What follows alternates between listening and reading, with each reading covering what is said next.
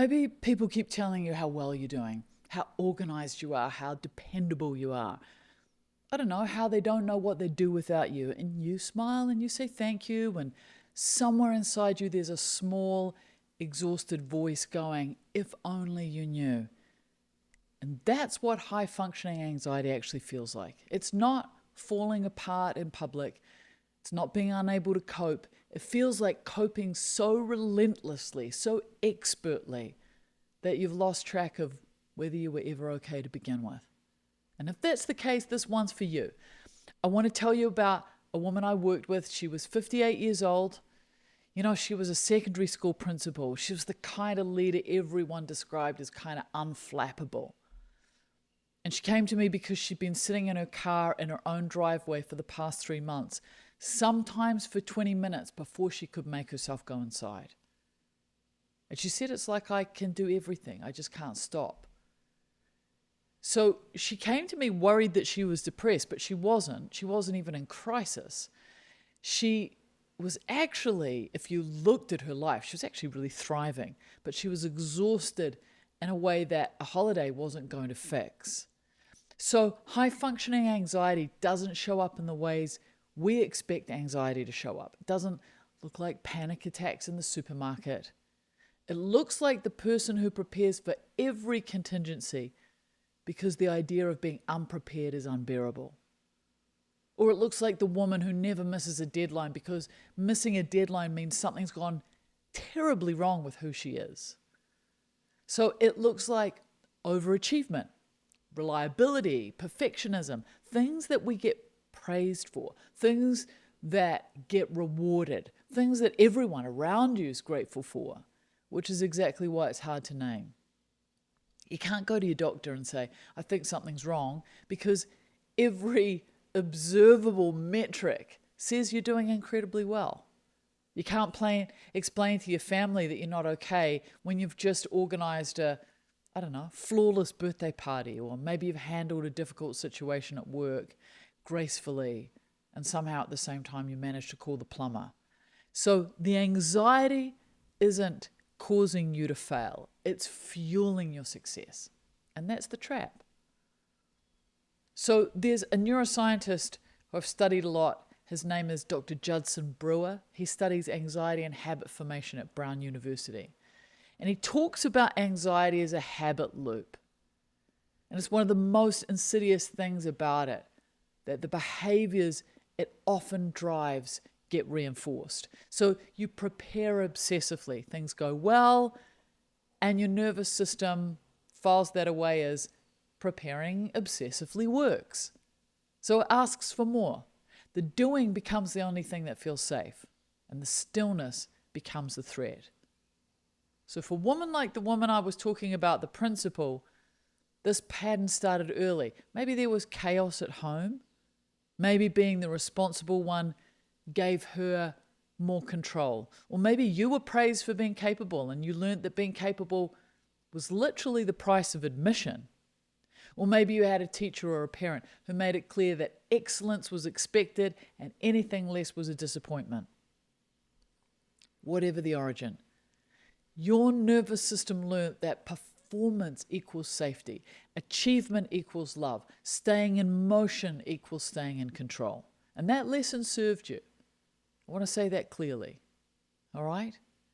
You're someone who learned a very effective survival strategy. And the problem is not that you learned it. The problem is you've been running that same program for 40, 50, 60 years. And your life has changed enormously.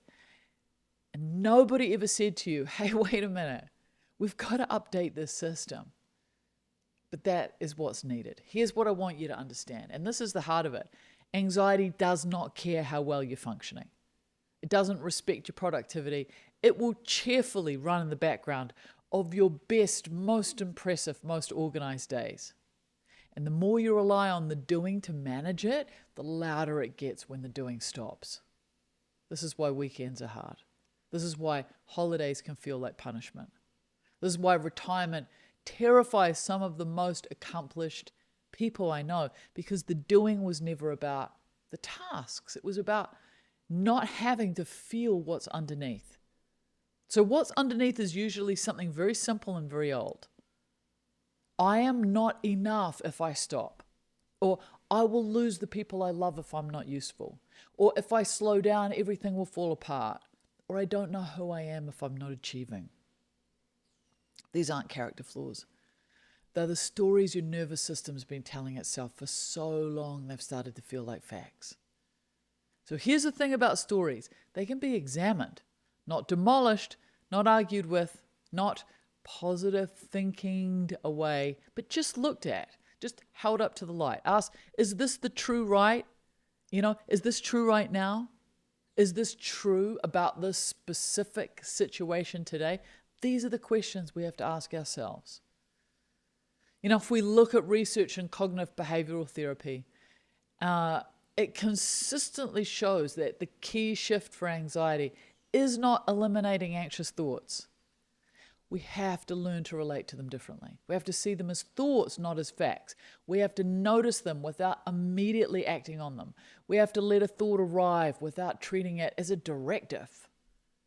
So, your experiment small. One day this week, just one. When you finish a task, before you move to the next one, stop for 60 seconds. You might want to set a timer. Sit in the space between what you just did and what you're about to do. Don't fill it. Don't check your phone. Don't plan the next thing. Just be in the gap for 1 minute. Notice what comes up. Might be discomfort. Might be the urge to fill that silence immediately. It might be a thought that arrives that feels a little uncomfortable to sit with. That's not a problem. That's information. That's your nervous system surfacing with what it's been managing. And the fact that you can sit with it, even for 60 seconds, even with discomfort, that is the beginning of something different. All right? If you recognize yourself in this episode, just take 2 minutes. In the description is the link to the happiness quiz. It's a free quiz. You get a PDF. It's personalized. And it'll show you something about where you're at that's worth knowing. So it's important when we're, living this way, where we're high-performing anxiety people, to know you look fine. That's the thing about this.